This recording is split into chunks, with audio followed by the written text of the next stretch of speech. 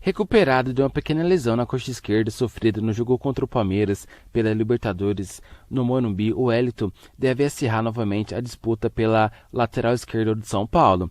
Com o jovem revelado em Cotia tratando a lesão até a semana passada, Reinaldo voltou a ser titular do São Paulo sem sombras. No último domingo contra o Fluminense, no Maracanã inclusive, o camisa 6 balançou as redes em cobrança de pênalti.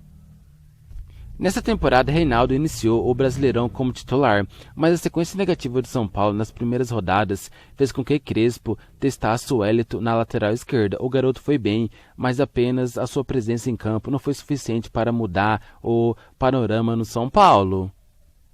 Após 4 jogos consecutivos como titular, em que o São Paulo somou apenas 3 empates e 1 derrota, o Wellington voltou a dar lugar a Reinaldo no Brasileirão, mas seguiu sendo titular na Libertadores, atuando sem ser substituído nos 2 jogos das oitavas de final contra o Racing da Argentina. No jogo de ida das quartas de final da Libertadores contra o Palmeiras no Morumbi, o técnico Crespo escalou o São Paulo sem um lateral esquerdo de ofício. No segundo tempo, o Wellington foi acionado, mas acabou sendo substituído na reta final da partida ao sentir fortes dores no músculo posterior da coxa esquerda. Agora, completamente recuperado, o Wellington voltou a ser relacionado no último domingo contra o Fluminense após participar sem limitações dos treinos do time, mas não entrou no jogo. Aos poucos, o garoto vai voltando à sua forma física e dando a Crespo mais uma opção para o restante da temporada, em que o técnico contará com um elenco bem mais recheado. O zagueiro Miranda já soma 13 jogos consecutivos com a camisa do São Paulo. No último domingo, Miranda atingiu a marca na atual temporada, mas ficou marcado por uma rara atuação ruim, não conseguindo evitar o segundo gol do Fluminense, que acabou ganhando por 2-1 no Maracanã. Miranda é um dos jogadores mais utilizados do elenco. A última vez que o zagueiro ficou fora de uma partida do São Paulo foi em julho, quando foi desfalque em 4 partidas por causa de uma mialgia na panturrilha esquerda. De lá para cá, o zagueiro atuou em todos os jogos do São Paulo e foi substituído apenas uma vez no jogo de volta contra o Vasco da Gama pelas oitavas de final da Copa do Brasil em São Januário. Na ocasião, o São Paulo já estava livre de qualquer risco de eliminação. Agora, nessa quarta-feira, contra o Fortaleza, pela volta das quartas de final da Copa do Brasil no Castelão, Miranda deve fazer o seu 14º jogo pelo São Paulo consecutivo. O São Paulo negocia a rescisão contratual de Dani Alves. Para quebrar o acordo com o lateral direito, o clube tem que pagar uma dívida que está avaliada em 16 milhões atualmente. A ideia é parcelar o valor em 4 anos, conforme apurado pela Gol. O São Paulo anunciou na última sexta-feira que o jogador foi afastado depois de se ausentar de um treino sob a alegação que há um valor elevado em atraso para receber. A direção reconhece o débito e negocia um parcelamento para não afetar os cofres do clube.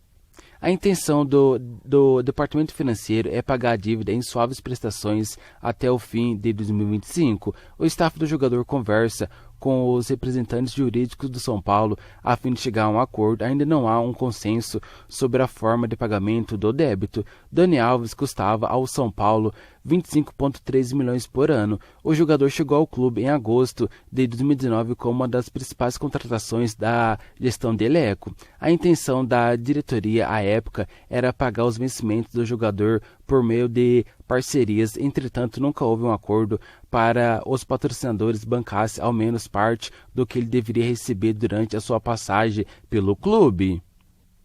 O lateral direito ainda tem contrato com São Paulo até o fim de 2022 e negocia a rescisão para decidir o seu futuro. Ele entrou na mira de Flamengo e Palmeiras.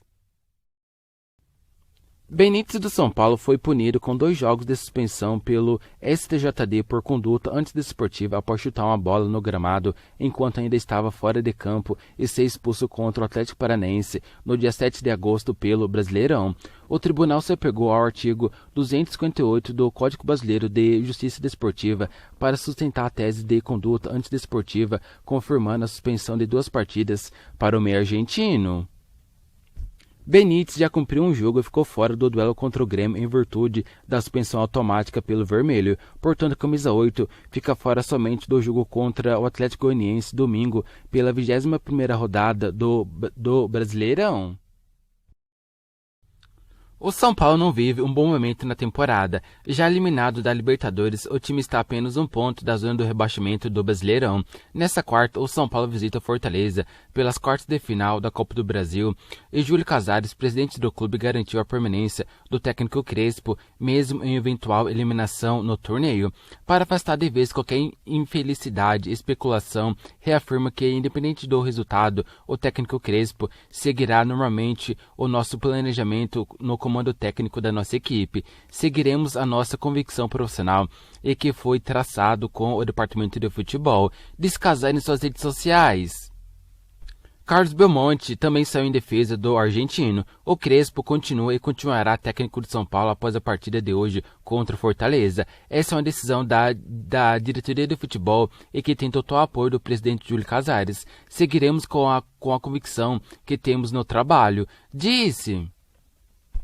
Crespo foi contratado em fevereiro deste ano e logo de cara conquistou o Paulistão, dando fim a um jejum de 9 anos sem títulos do São Paulo. Contudo, os jogadores do clube sofreram com diversas lesões, o que resultou numa queda de rendimento da equipe.